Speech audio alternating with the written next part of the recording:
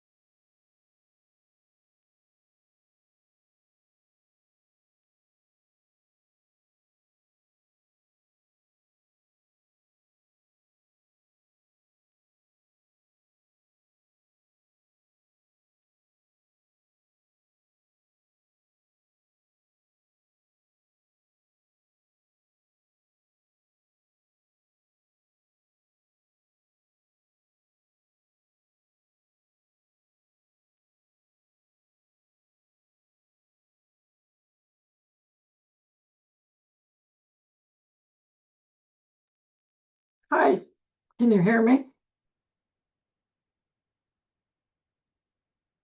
Yes, we can. Thank you. Okay, good.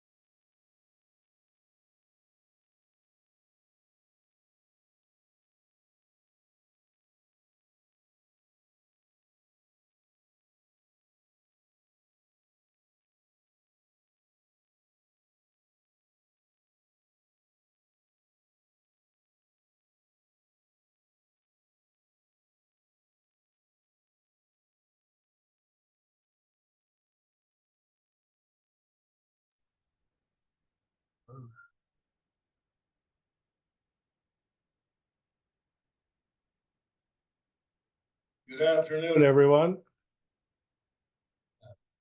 This is Spokane County Planning. We're here for our September virtual open house. I am Scott Chesney with County Planning. Also in our room, Michael, Joshua, Graham, and Rona.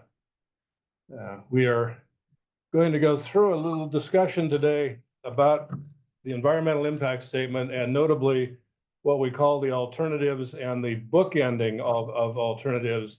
And that will provide us with a framework with which to discuss with our planning commission and our board a range of growth alternatives. Somewhere within the middle of these bookends is likely where the board will make a recommendation on a preferred alternative that will be studied in more detail as we move on. And so we're going to go through a series of slides. We will be watching for questions. We will try to be responsive to you during this. I would ask in general if you could hold questions to the end, but if you see something that is poignant, raise your hand, and Rona will be monitoring that as we go. So let's get started.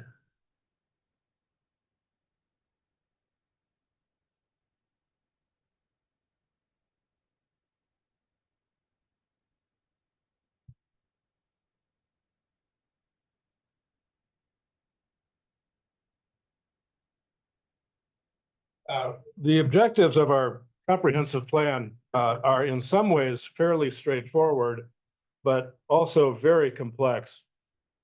Right at the top of our objectives is a Growth Management Act compliant plan. Spokane County has been out of compliance for a while. We are back in compliance as of March of 25.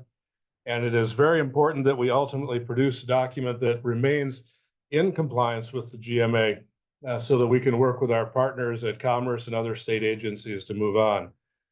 Notably after that, accommodating growth, and we want to have a strong implementation program. We want a plan that lends itself to being acted on and providing direct, reasonable guidance for investment in the county, as well as protection of existing assets from those of you who already are here. Then we will be looking at some of the details of this include capital facilities, which is critical in the area that we're going to talk about today, which are these growth discussions and bookends. And that lends itself to economic development. And then climate resiliency is a new element that the legislature included in GMA. We're looking through that as well. And then critical areas is a long-standing objective of Spokane County. A couple of basic definitions for those who are joining us that may not have a lot of background in our planning. The GMA, of course, is our statewide law, established in 1990. It guides local, county, regional planning through the state.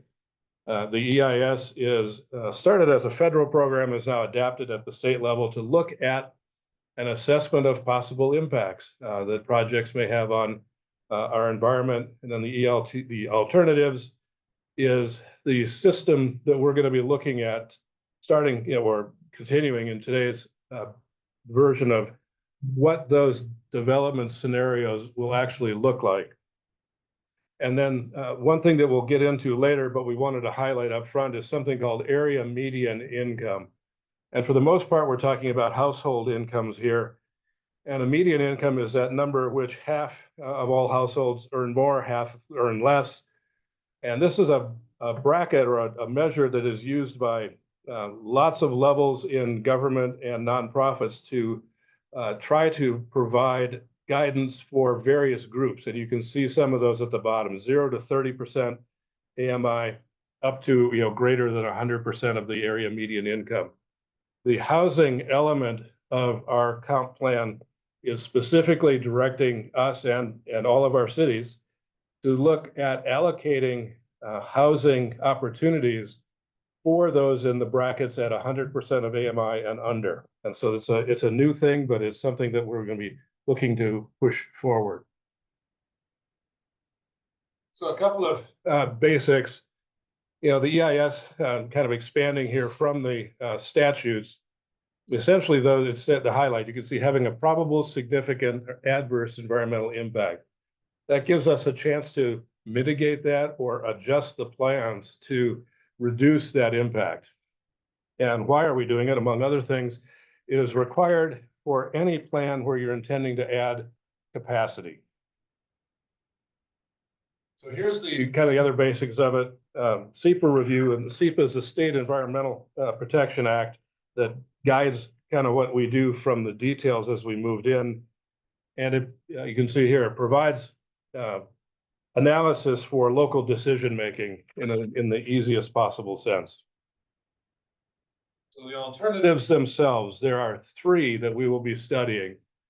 One is what's called a no-action alternative, and that is simply that if the county makes no changes in its zoning, development regs, urban growth areas, or other parts of our built environment world, what happens when we have to accommodate more than 100,000 new people in 20 years? The alternative one, we've characterized it as an infill alternative, which is, as you might guess, how can we make development regulation adjustments that would allow for higher densities that would accommodate that growth without changing the urban growth areas or the boundaries of our cities? And then alternative two is something that looks at some of the logical infill and upzoning opportunities, and some of these are mandated on us by the legislature to look at accommodating higher densities in previously low density zones. But this also is one that will reflect some of our historic development patterns and may result in modification of the urban growth area boundary itself. What you can see here is essentially it's the metro core. You know, Deer Park to the north, Cheney to the south, the 5 Palouse cities to the south east are not on here.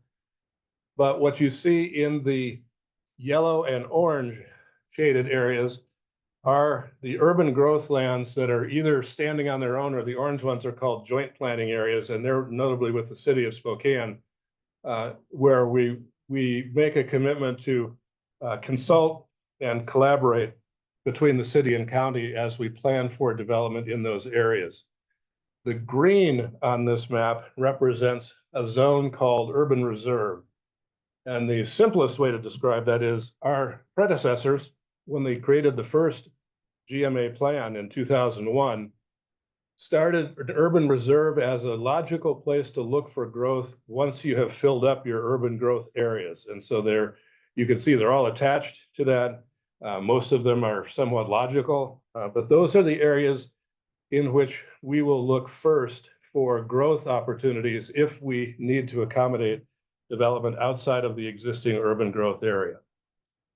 This map, everything else that we're doing is available on our web at spokanecounty.gov/BP. Click on comprehensive plan, and you'll see a whole laundry list of information that we're working on. So alternative one, density upgrade standards. What we're talking about here are areas that are available in the urban growth area that may still be vacant or may have developed in earlier times with lower densities, maybe 1 unit on 5 acres, 1 unit on 7 or 8 acres. And these are candidates for a higher density use of some kind. Rather than expect them to develop at our historic roughly 4.5 units an acre for single family detached housing, you know, what will happen if we suggest they move toward 5 or 6 units of housing? We'll talk about that as we go on here a little bit.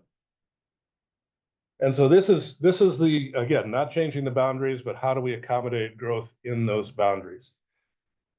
So here's back to this housing issue that we briefly talked about. This comes from a recent House Bill 1220 that talks about residents based on these income levels or income brackets. And you can see at the bottom, this is the allocation for unincorporated Spokane County. And it anticipates a little over 17,000 dwelling units in the urban settings and a little over 6,000 in the rural settings. And then those are further broken down by these income brackets, which include the 0 to 30%, the very low income group, 30 to 50, 50 to 80, 80 to 100, and so on.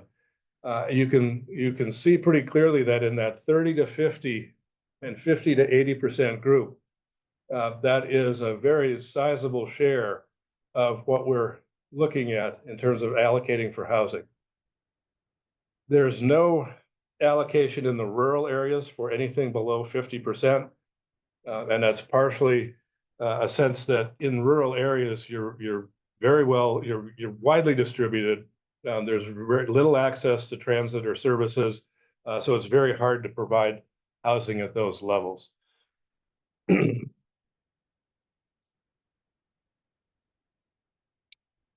Our development assumptions then moving forward are, as you see here, and this is assuming we keep the zoning labels, the zoning criteria, the zoning designations the same as they are now.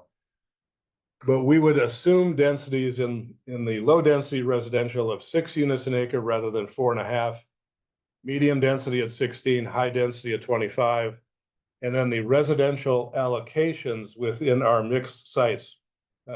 You can see here, we're saying somewhere between 16 and 30 units, but only on a quarter to a half of the site available because they're anticipating commercial uses, office, small business, retail, service, things like that. And the persons per household is still sort of a classic number. It is probably high in today's world, but it's also a generally accepted metric for calculating units and densities. So, typical family house, 2.5 per household, most everything else being reflective of multifamily housing at 1 to 1.5 persons per household.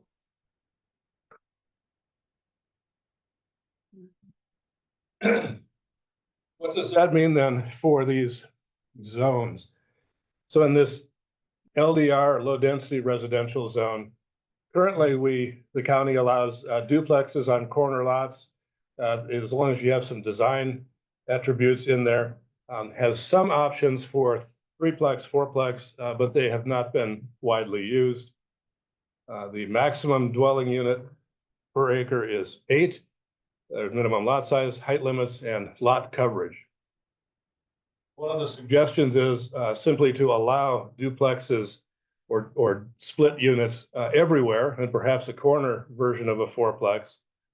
Increase the gross density to 10 units an acre, and we'll get to the bottom part in a minute. New design standards that change things from the geometry to the lot sizes, and then allow some appurtenances to project into setbacks where they're traditionally prohibited. And so that's an option. And part of that is not just planning and building issues. We work with our fire code colleagues to make sure that if something is potentially going into a setback, that it's not creating a fire hazard. So those development assumptions then now say if we're allowing a gross density of say 10 units an acre, we can expect on average probably 6 units an acre to actually be on the ground. And then half of that would be what we call middle housing units. And those are townhouses, duplexes. Sometimes when they're on top, they're called stacked flats. Row houses fit that. And in many ways, they're simply smaller units that are attached, but still, for the most part, retain a piece of property underneath them.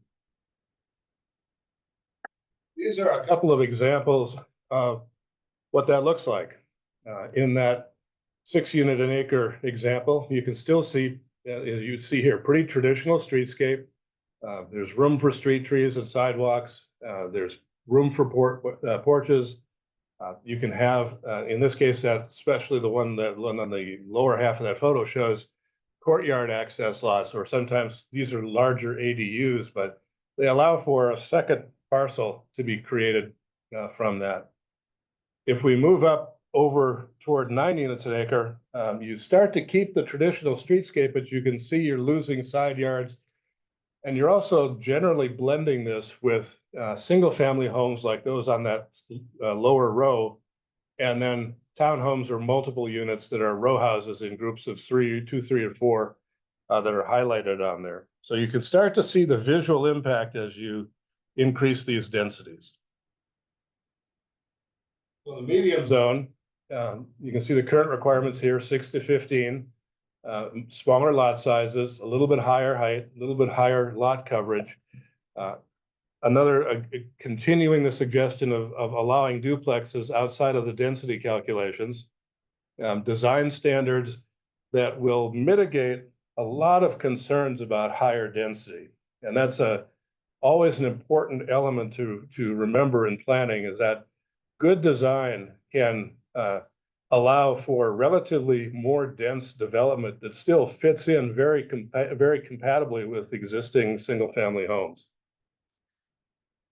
So our assumptions here assume perhaps that 16 dwelling unit an acre, and still keeping some of that middle housing, the what we call single family attached housing, the townhomes, duplexes, stacked flats, but also introducing traditional multifamily apartment style living. At 15 units, you can see on the left, still a variety of housing types, but not too much single family, or really no single family, but the duplexes are there in addition to some of the more higher density elements. As you push toward 18 units an acre, you're really now almost exclusively in multi-tenant buildings. What you get, if it's carefully done, you do get some formal recreation or green space areas that are less than a single family yard, but still places to go within short walking distance of your dwelling unit. And high density, and to be sure, this is not something that is likely to occur in very much of the unincorporated urban growth area for Spokane County, because by nature, it's on the edge. It's not a downtown. It doesn't act like a downtown. It doesn't have the economics of a downtown. And yet there are places that over 20 or 40 years could choose to add some higher density residential development. The current provisions, again on the left, is anything over 15 units an acre, and if you're proposing it over 30, it also requires a conditional use permit, which is a separate public hearing. Much smaller lot sizes, higher height limits, higher lot coverage. One of the suggestions would be to make the greater density available by right or with the existing rules in the zoning and development regs, and not have to go through a separate conditional use permit. It would eliminate single family designations. And then again, design standards that would work together to make these buildings and things blend a little bit better. So our assumption here is up to 25 dwelling units an acre, all within apartment structures. So that ends up looking a couple of these options. One, you can see some multi-user buildings, typically 4 to 7, 4 to 8 units, off of a hallway loaded most of the time. In this case, an example has parking beneath the structures. These are within a fairly tight height limit, so you can see that you can pack quite a lot of density into an area without having tall buildings.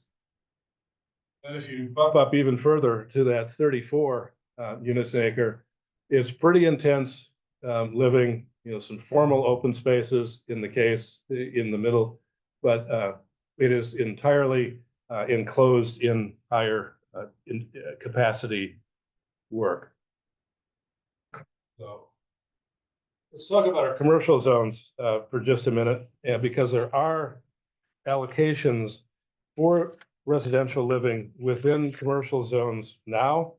And one of the things that we want to explore is in this alternative one, can we make better use of allowing housing within a previously commercial area. And this could be, you may have seen other places that have taken a suburban shopping mall and created the giant parking field in front of it into a one or two tiered garage with residential on top or residential on the street front, reclaiming space and still keeping the commercial viable. So one idea here, and that would, that obviously is more of a shopping example, but you could have that with businesses. So this is the first opportunity, maybe a small scale live work environment. And you can see the assumptions here, a 50-50 split, residential at a fairly high for suburban, but modest density here.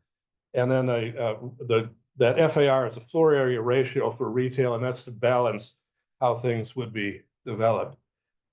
In the regional commercial zone, a little bigger scale than neighborhood commercial, this one assumes a higher degree of non-residential, but allows for it to happen in that same area. But if it's happening here, it's almost certainly going to be in multi-story, multi-family buildings rather than townhomes or middle housing. And then finally, our true mixed use zone assumes a kind of almost a reverse from that commercial part of it, is saying, well, let's see if we could offer a higher share of residential use in here, and then have that other set of uses and mixes being accompanying that. So that key suggestion, it says encourage a vertical mix. That could be live work buildings where there are small shops or offices on the first floor that might cater to small businesses. Then either that business owner could live above it, or they could rent the space above it, but it's all contained in one structure. So the idea here is to look at, again, those design standards to create some kind of interesting places to go.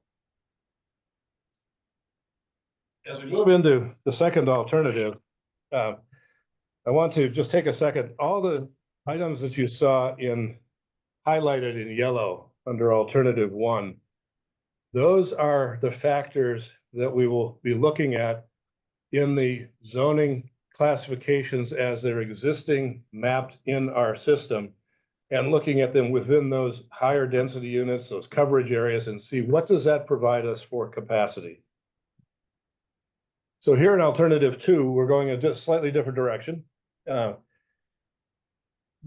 first paragraph up here talks about that neighborhood zone.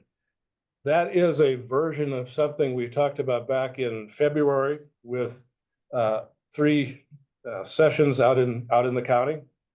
And it's the idea of trying to build neighborhoods instead of subdivisions where you've got sufficient land to do that. And the idea here is how do we create that buildable environment that's nice, high quality residential, including the ability of providing those lower income band housing opportunities, but do it in a way where you're closer to services, amenities, and things that provide a higher quality of life.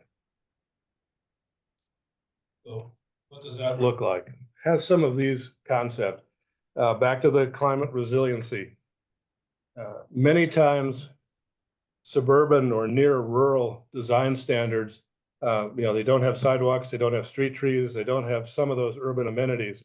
Well, the climate and resiliency element that is now a required element of our comprehensive plan brings back the idea that street trees are good for a number of things. They can provide shade, they can provide transpiration, in other words, cleaner air. And so there's something to be said for adding those into the equation. And frankly, for a lot of people, they provide a nice quality of life, even if you're walking in your own street. Connectivity is important. Some subdivisions are built with a one way in, one way out, or one in direction on either side of it. You're always having a traffic choke point, especially in the morning and evening commuter hours. If you've got better connectivity, like a traditional street grid, you can move about and have options on how things happen.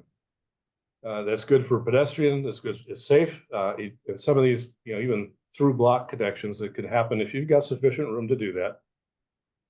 We heard from a number of you in our earlier sessions, February, April, about the desirability of parks, even smaller parks within neighborhoods. That's something we will explore with this.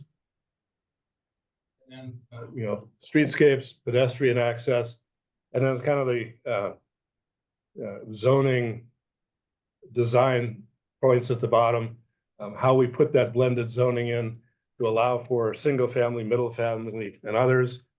And then the idea of having, when we say neighborhood facing design, it kind of goes hand in hand with street connectivity. These are the neighborhoods that we're all used to. The front of your house is on a street. The street goes past and you can make a turn. Some neighborhoods have, or some subdivisions have developed over time where there's almost literally a wall around the outside of it and everything faces inward. It doesn't provide much of a quality of life. So this is a sketch of a possible blended neighborhood.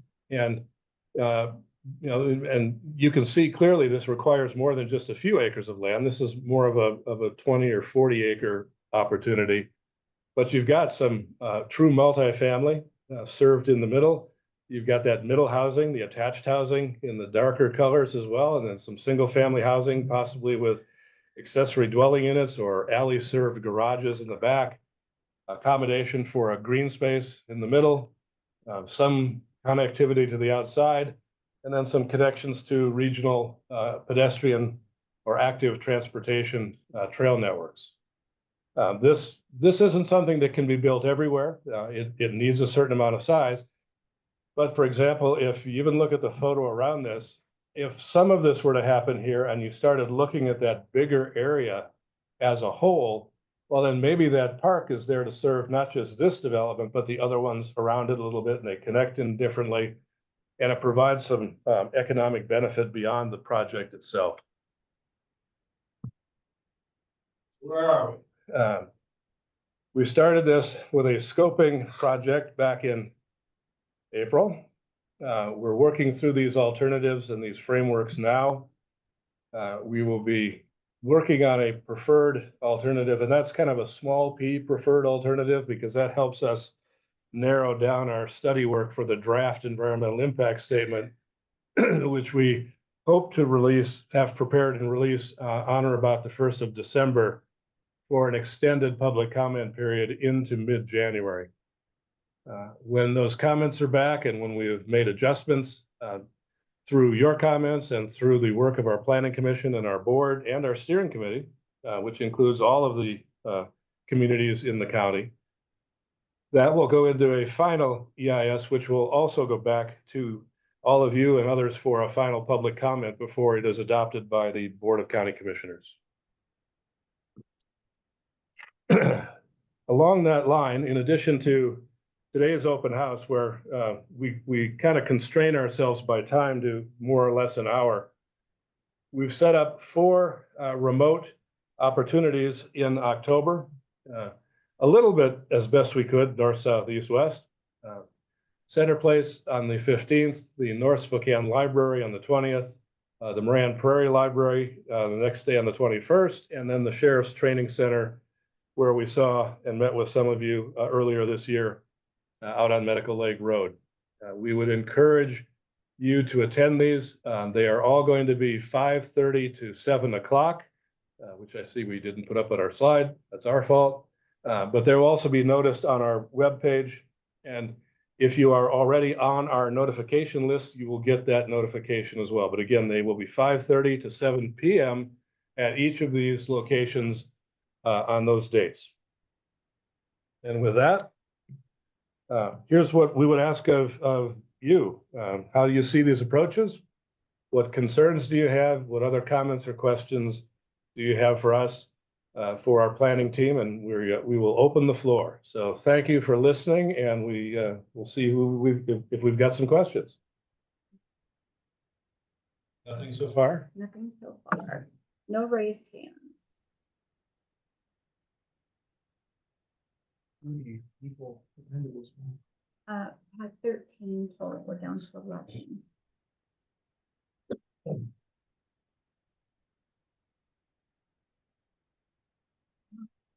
Okay, for David Schreier.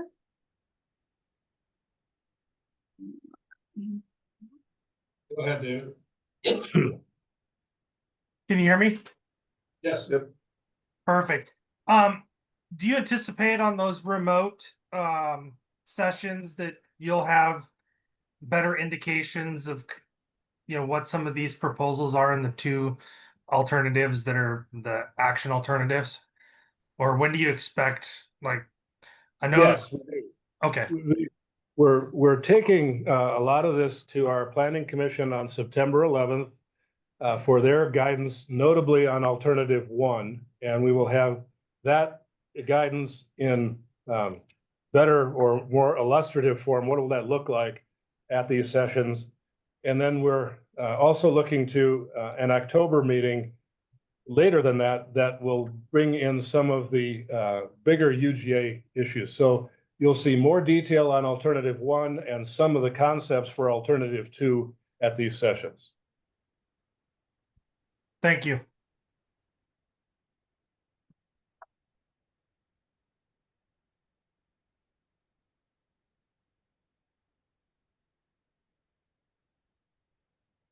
Any other thoughts? Not yet. Well, thank you for listening. As I said, the slides will be available on our web if they're not already. And we will be getting information together for these upcoming events in October, but I would also encourage you to stay tuned to the September 11th Planning Commission meeting and the deliberations that take place there. So with that, thank you, everyone. See you next month.